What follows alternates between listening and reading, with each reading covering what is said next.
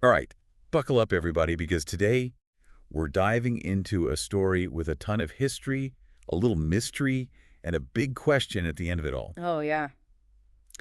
Should Padre João Batista Reus, a German Jesuit priest who served in Brazil, be considered a saint by the Catholic Church? Sounds intriguing. It is. We've got biographical sketches, historical records, even some pieces of Padre Reus's own diaries, and we're going to use these sources to try and see if his life, really makes the cut for sainthood. So we're playing, like, sainthood investigators. Exactly. Love it. And what's so interesting about this case is the church is actually actively trying to figure this out as we speak. They're doing a formal investigation right now. Oh, wow. So this isn't just some historical figure we're dissecting. Not at all. This has real-world implications. Yeah, it's a living investigation. I like that. Living investigation. I'm going to write that down. So, to kick things off, let's go back to the beginning. All right, let's rewind. Padre Reus was born in Pottenstein, Germany. German. And this town was just steeped in Catholic tradition. Oh, really? Oh, yeah, we're talking next door to Bamberg, Oh, which was like a major hub for pilgrimages and religious fervor. Oh, wow. So he was, like, born into this world of intense Catholicism. Pretty much, yeah. Interesting. But here's where things get a little spooky. Reus claimed that as a child, he experienced a demonic presence. Oh, wow. So he was dealing with some, like, supernatural stuff right from the get-go. Hey, you know what's interesting about that? What? Pottenstein itself has all this folklore about demons and mystical beings. Oh, so it's, like, woven into the very fabric of the town. Exactly. So I wonder if maybe those local legends, they somehow influenced his sense of piety. It's like trying to make sense of the world, maybe. Yeah, maybe it was his way of seeking protection or understanding in a world that felt, kind of infused with the supernatural. Right. It's almost like this childhood fear, maybe morphed into this lifelong fascination with the spiritual realm. It's interesting how these things can shape us, even from an early age. Totally, totally. So we've got a young Reus, steeped in Catholic tradition, grappling with these potential demonic encounters. What happens next? Okay, hold on to your hats, because this is where things get a little wild. Okay, I'm ready. So before entering the seminary, Okay.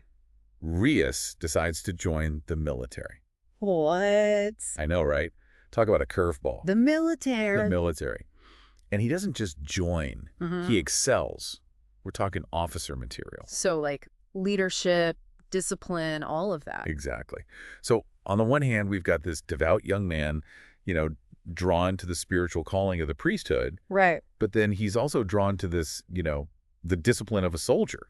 It does seem contradictory on the surface. It totally does. Like, how do those two paths even coexist in the same person? Right. Some people might see it as just a detour. Yeah, a little side quest. But I think it's super important for us to understand his character. It's a part of his journey. Exactly. It's a part of who he is. So how does his military experience, like, how does that fit into the bigger picture? Well, think about it this way. Military life, it instills discipline, leadership, Right. focus on order. That makes sense. And those qualities, could have had a huge impact on his approach to religious life down the road. It's almost like boot camp for the soul. It's exactly like boot camp for the soul. That's a good one. Thanks. But, of course, eventually he does answer that spiritual calling. Okay. And ends up in Brazil in 1900. Brazil. That's a big leap. Huge leap. He starts his work in Rio Grande. Oh. So I'm curious, what was the religious scene like in Brazil back then? Oh, early 20th century Brazil was a really interesting mix, Like, Catholicism was the dominant religion. Right. But there was this growing secular movement, Oh, yeah. and all these new religious ideas were floating around. A real melting pot. Totally. So for a European missionary like Reus, I imagine it must have been pretty intense. Trying to spread the gospel in this rapidly changing environment. Yeah, that's a good point. And he actually wrote about this in his diaries. Really? What did he say? He said that some people in Rio Grande, they didn't really grasp the Catholic faith. Oh, interesting. And there was even some hostility towards the clergy.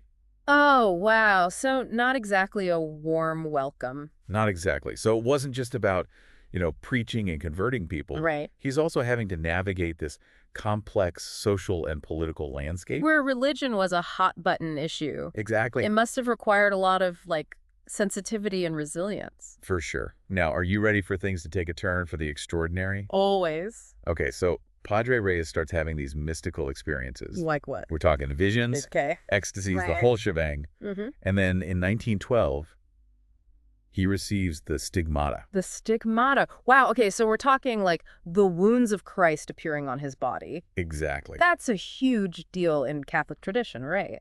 Huge deal. It's a sign of this really deep connection with Christ's suffering. Like a spiritual empathy taken to the extreme. Right, but, and this is a big but, Okay. the church is incredibly cautious about these kinds of claims. Of course, you can't just go around saying, hey, look, stigmata, and expect everyone to believe you. Not at all. Yeah. So they investigate these things thoroughly, looking for evidence, Yeah. checking for any psychological explanations, anything that could debunk it. Trying to rule out all other possibilities. Exactly. And what's so interesting about Padre Reus is that he never tried to draw attention to these experiences. Really? Nope. He seemed almost hesitant about them. So he wasn't like, look at me, I'm special. Not at all. And he was known for being very humble and practical. Interesting. You'd think someone experiencing those kinds of phenomena would, I don't know, lean into it a bit. You'd think so, right? Yeah. But he actually wrote about how he avoided books on mysticism Really? Why is that? because he wanted to focus on just being a good priest. A good Jesuit. Yeah, fulfilling his duties, diligently. He almost saw the mystical stuff as a distraction from his real work. Like, I've got things to do down here. I can't get caught up in all that. Exactly. So question for you. Shoot. How did the church react to all of this? Well, sainthood is a process. It's not like you get nominated and then, boom, you're a saint. Yeah, it takes time. It takes a lot of time, a lot of evidence, examining the candidate's virtues. Right. And most importantly, they have to verify miracles that are attributed to the candidate's intervention. That's a big one. It is. So in Padre Reus' case, things officially started rolling in 1953, Okay. but then there was a pause in 1974. A pause. What happened? Well, Cardinal Vicente Scherer, a really important figure in the Brazilian church, had some reservations about Padre Reus' case. Reservations about what exactly? Unfortunately, the specifics aren't public knowledge. Oh, bummer. I know, right? But it just goes to show that the sainthood process is, it's serious business. They're not just handing out sainthoods willy-nilly. Definitely not. It's all about careful scrutiny. Right. So they hit the pause button. Did the push for sainthood just kind of fizzle out after that? Nope. Actually, in a twist worthy of a telenovela, Cardinal Scherer later changed his mind. No way. Yes, way. That's crazy. And he actually ended up supporting Padre Reus' cause. Oh, wow. Talk about a plot twist. Right. And get this. 26 bishops from the Rio Grande do Sul region where Padre Reus served, they wrote a letter to the Pope in 1993. A letter to the Pope? Yeah, urging him to get things moving again with the sainthood investigation. So they were like, hey, let's revisit this. Exactly. So there was this resurgence of support for Padre Reus. Okay, so what do you think sparked this renewed interest? Did something change? Well, it seems like after Padre Reus died, there was this wave of reports of miracles happening through his intercession. Miracles? Yeah, people were sharing stories of healings, prayers being answered, all sorts of unexplained events. Oh, wow. Like his presence became even more powerful after he was gone. It's almost like that. That's incredible. It is, and it's that kind of thing that definitely gets the church's attention. Right, because it's one thing to admire someone's life, Uh-huh. but when you start seeing possible divine intervention, well, that changes things. Exactly. And the church takes those claims very, very seriously. I bet. They scrutinize every single one of them. So it's not just hearsay. Not at all. They're really investigating these reports. Oh, yeah. They bring in medical experts, theological experts, the whole 9 yards. So only after a claim has been thoroughly vetted can it officially be recognized as a miracle. That's right. Wow. So where does all this leave us with Padre Reus? Is he a saint? Well, the investigation is still going on, so we don't have a definitive answer yet. Okay. But what we do have is this portrait of a man who, despite being humble, led this incredible life that continues to inspire people. And even spark these claims of the miraculous. Exactly. It really makes you think. What would it take for you to believe someone is a saint? What kind of evidence would convince you? Those are great questions. I think they're questions we should all be asking ourselves. Totally. So stick with us as we continue to dive deeper into the life and legacy of Padre Reus. There's so much more to uncover, so much more to explore. Absolutely. This is just the beginning of our investigation. I'm ready for the next clue. Me too. Let's get to it. All right. So we talked about Padre Reus' early life and his military service, and then, of course, his arrival in Brazil. Right, right. But I'm really curious about his time in San Leopoldo, because that's where his reputation for holiness really seemed to like, solidify. Absolutely. His time in San Leopoldo was really important. It seems like his faith was tested there. Tested and refined, for sure. And it became less about these mystical experiences and more about, like, actually putting his beliefs into action, serving the people. Yeah, that's where he really started to embody that Jesuit spirit of service. Right, and I remember reading about this organization that he founded there, the Liga Operaria Católica. Like a Catholic Workers' League. Yeah, it seemed like a really big part of his ministry in San Leopoldo. It was a huge undertaking. So what was their goal? What were they trying to achieve? So the Liga, it was all about uplifting the working class. Okay. Giving them support, education, a sense of community. And that was important because... Well, remember, this was a time of major social change in Brazil. Right. Industrialization was booming, but a lot of workers were facing really difficult conditions. Tough working conditions. Exactly. And they didn't have many rights. Very few. So Padre Reus saw this as an opportunity. Oh, yeah. He was like, here's where I can make a real difference. Bring the church's message to the people. Yeah, compassion and justice right into the factories and workshops. Wow. So he wasn't just, talking the talk. He was walking the walk, for sure. Getting his hands dirty. Literally. And was that easy for him? I mean, did everyone just embrace this? Oh, not at all. He faced a lot of pushback. Really? From who? From folks who saw the Liga as a threat, A threat to what? The status quo, the established order. Some people accused him of being a socialist. Oh, wow. Of inciting unrest, all that stuff. So it was kind of controversial? Definitely. But Padre Reus didn't back down. No, he believed in the inherent dignity of every human being. No matter their social standing. It didn't matter if you were rich or poor, everyone deserved respect and support. It's incredible to think that he was having all these intense mystical experiences, but at the same time, he was also so grounded in these real-world problems, right? Yeah, it's a fascinating duality, isn't it? Totally. It seems like there was this constant tension between, contemplation and action in his life. Right, like the mystic and the activist were always wrestling with each other inside him. And maybe that tension is what made him so compelling, so influential. I think you're right. It's that struggle to reconcile these seemingly opposite forces that makes his story so interesting, so human. And relatable, right. He wasn't just this perfect, untouchable saint. He was dealing with real stuff. Absolutely. He was a man of contradictions, just like all of us. He had setbacks. He faced opposition. It makes his accomplishments that much more impressive. And he was honest about it, too. In his writings, he admitted that every sacrifice, even the tiniest one, was a challenge. So he wasn't pretending to be this superhuman figure. Not at all. He acknowledged his weaknesses, his struggles. It makes him more real, more relatable, right? Definitely. So, okay, let's go back to those mystical experiences for a second. Okay, back to the mystery. Because I'm really curious, what kinds of things was Padre Reus actually reporting? What did he experience? Well, according to his diaries, he had visions, ecstasies, even apparitions of angels and saints. Wow. It seems like he had a very strong devotion to the Eucharist and a really deep love for the Virgin Mary. Remember how we talked about him being kind of hesitant about all of this? Right. He wasn't someone who sought out those experiences. Why do you think that was? I think it was partly humility, but also a recognition that those experiences, while they were intense and profound, weren't the main goal. He didn't want to get caught up in it. Exactly. He was afraid it would distract him from his purpose, from serving God and his community. Right. Like we said earlier, he avoided reading about mysticism. He didn't want to get sidetracked. Just wanted to focus on his duties. On being a good priest, a good Jesuit, They got work to do.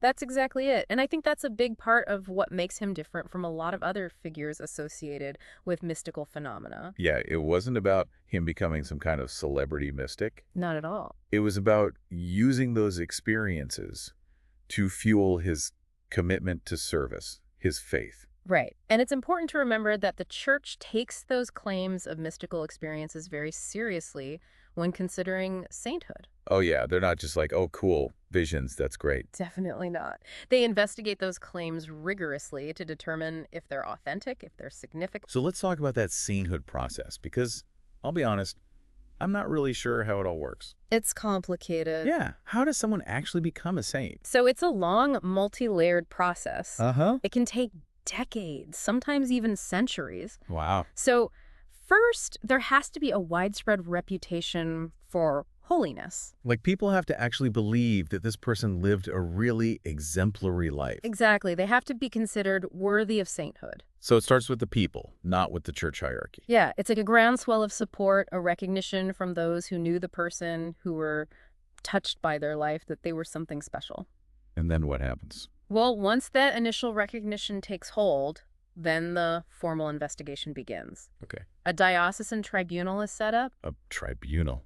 Sounds serious. It's a church court, basically. Oh, wow. And their job is to gather evidence and testimonies about the candidate's life. So they're looking at his writings, Right? Letters, accounts from people who knew him. trying to build a picture of who he was. Exactly how he lived, what made him stand out, the whole 9 yards. And what about those miracles we were talking about? Ah, yes! The miracle. How do they figure out if those are legit? So the church has very specific criteria for evaluating miracle claims. Okay, like what? So first of all, they have to be instantaneous. Meaning the healing or event happens immediately after someone prays to the candidate? Exactly. Interesting. And they have to be lasting, not just a temporary improvement. Makes sense. And most importantly, they have to be unexplainable by any natural means. So it can't just be like, I prayed to Padre Reus and my headache went away. No, there has to be solid medical evidence that something truly extraordinary happened. Wow, it's a lot more rigorous than I thought. Sainthood isn't given lightly. So where does Padre Reus stand in all of this? Well, after that initial pause we talked about, his cause for beatification was revived. Okay. There's a new tribunal actively examining all the evidence. Including those miracle claims. Absolutely, every Yeah. single one. And the fact that Cardinal Scherer changed his mind. Right, he ended up supporting the cause. That seems pretty significant. It is, and don't forget about those 26 bishops who wrote to the Pope. It's a lot of support. It shows a real belief within the church that Padre Reus lived a holy life, a virtuous life. But they're still investigating. Ever investigating, yep. So we'll have to wait and see what the final verdict is. The suspense is killing me. Me too. You know, those stories about the miracles attributed to Padre Reus, they're so intriguing. I know, right? I wish we knew more about them. Yeah, unfortunately, we don't have access to the specific claims. Oh, really? They're confidential while the investigation is going on. Oh, that makes sense. But the fact that people are still reporting these experiences, even decades after his death, speaks volumes about his lasting impact. It really does. Yeah. So what do you think it would take for the church to actually declare him a saint? What's the magic ingredient? Well, typically, they require at least 2 confirmed miracles Okay. that happened after the candidate's death. And they have to be directly attributed to their intervention. So praying to them and then something miraculous happens. Yeah, it's seen as proof that the candidate is in heaven, close to God, and able to intercede on behalf of those who pray to them. Wow. So it's not enough to just have lived a good life? No, it's about demonstrating this ongoing presence, a power to influence events, to answer prayers, to perform miracles. It's a fascinating concept. It really makes you think about faith and the power of belief, doesn't it? It does. It really does. Do you believe in miracles? That's a tough question, you know? Ultimately, I think everyone has to answer that for themselves. That's fair. But what I find so interesting is how these stories of miracles, whether we believe them or not, reflect this deep human desire for something more, you know? A longing for connection with something beyond ourselves. Exactly, a hope for healing and intervention in our lives. It's a universal impulse, isn't it? Whether you're religious or not. Absolutely. We all crave meaning, purpose, something bigger than ourselves. And in the case of Padre Reus, those stories, those miracle claims, they're so intertwined with the question of his sainthood. Right. It's not just a historical puzzle we're trying to solve. It's a living investigation into faith, belief, and the legacy of a man who, despite his own humility, continues to inspire people today. A man who, whether he's officially declared a saint or not, clearly touched countless lives and left a mark on the world. Absolutely. It's fascinating, right? Like, as we've been talking about Padre Reus, it's made me think about what it actually means to be a saint. Yeah, what does it really mean, you know, beyond all the, the miracles and the stories? Right, because it's easy to get lost in all of that. Totally. But is there something more to it? I think there is. What do you think? Well, you know, the church really emphasizes that sainthood, it's not just about those flashy mystical experiences. It's not even about performing miracles. It's about living a life of what they call heroic virtue. Heroic virtue. Yeah, like a constant effort to live out the gospel in every single moment of your life. So it's not about being perfect, but about always trying to be better. Exactly. Yeah, it's about this like relentless pursuit of goodness, even when you're faced with, challenges and obstacles and all that stuff. And that's what makes Padre Reus so compelling, right? I think so. Because he wasn't this superhuman figure. Right. He acknowledged his struggles. He was honest about his weaknesses. He was a human being. He was just like us in a lot of ways. Yeah, and that makes him so relatable. Absolutely. He wasn't born a saint. He became one. Through his actions. His choices, his dedication to living out his beliefs. Even when it was hard. Even when it was really, really hard. It's inspiring. It is. Because it's like anyone, even someone who messes up, can still strive for that kind of holiness. Exactly. It's not just for, these special chosen people. Right. It's a possibility for all of us. It's a choice. It's a choice we make every day. To live in accordance with your values. To be kind, to help others, to make the world a little bit better. And what I find so interesting about Padre Reus is that he never seemed to want recognition for any of it. Right. He never sought out fame. He was almost uncomfortable with the attention that his mystical experiences brought him. Yeah, that's true. Humility was one of his biggest strengths. He was a man of action. Focused on his duties. On serving others. He didn't need accolades or titles. He just wanted to do good. Exactly. His fulfillment came from aligning his life with his values. And making a real difference. A tangible difference. And that makes his story even more powerful. Oh, I think so. Because it shows how genuine he was. Right. He wasn't doing it for the applause. Exactly. It was all coming from this really deep internal place. That's what the church looks for, when they're considering sainthood. They're looking for that inner transformation. That genuine love for God and humanity that shines through in everything a person does. It's not just about what you do, but why you do it. Exactly. So, as we wrap up our deep dive into Padre Reus's life... It's been quite a journey. It really has. We've gone from Germany to Brazil. From the military to the priesthood. From mystical experiences to social activism. And through it all... we've seen this incredible man. Padre Reus. Yeah. A man of contradictions. A man of faith and action. A man who, even in his humility, continues to inspire us. Absolutely. And I guess, we still don't have a definitive answer to that question we started with. Whether he should be a saint. Right, but maybe. Maybe that's okay. Maybe it's not about the label. Maybe it's about the lessons we learn. The inspiration we find. The way his story makes us think about our own lives, our own values, our own potential for goodness. So, to all of our listeners out there, thank you for joining us on this incredible deep dive into the life of Padre Reus. It's been a pleasure exploring this with you. And until next time, keep searching. Keep questioning. And keep believing in the power of the human spirit to make a difference. See you next time.